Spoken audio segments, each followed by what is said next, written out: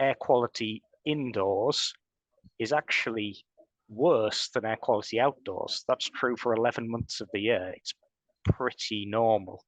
So when you think about it, you spend a lot of your life indoors. You spend a lot of your life in your home. It's where you sleep. And the impact of air pollution will be how much there is, how concentrated it is, but also how long you spend exposed to it. So if indoor air pollution is worse than outdoor, and that's what we're seeing, that's really important, really impact for people.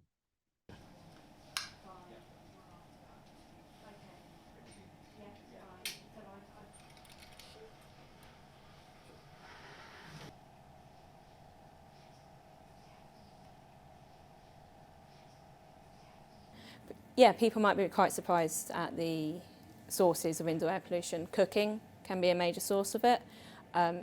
Particles can get stuck in our carpets, so when we're walking over our carpets or over wooden floors, slightly less.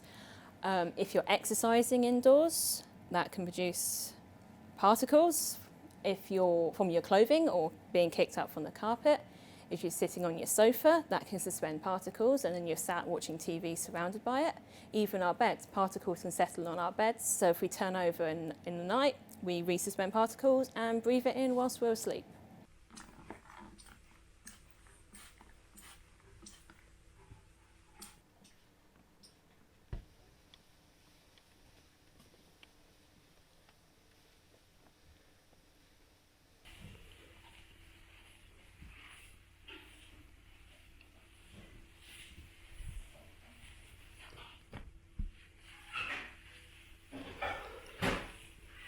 What the data tells us is that small particulate pollution, so that's PM2.5, really small particles, are more prevalent indoors than outdoors. When we start to think about why that might be,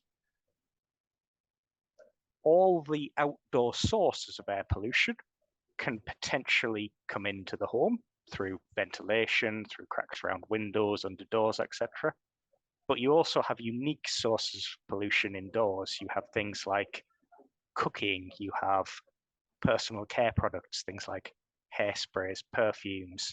You have perhaps scented candles, anything that's combustion can be a source of pollution. So you kind of have both. You have the potential for the outdoor air to come in, but then you have unique sources in the home as well.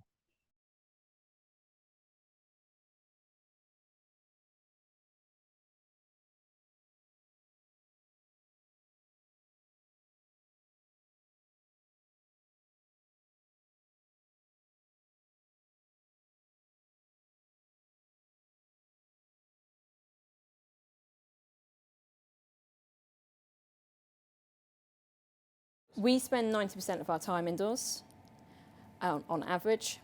Therefore, we're going to come across the particles that are indoors a lot more than we're going to come across the outdoor particles. Whether the outdoor particles might be intruding into our house, but we're going to come across the stuff that's stuck indoors with us all the time.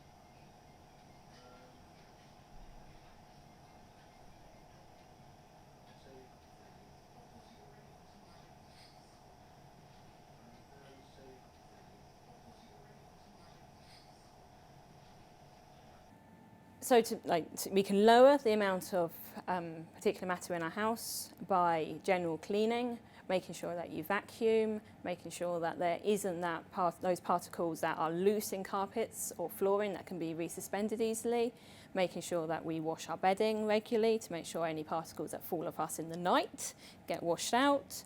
Obviously with cleaning, there is also the issue that aerosols make up a component of the air pollution.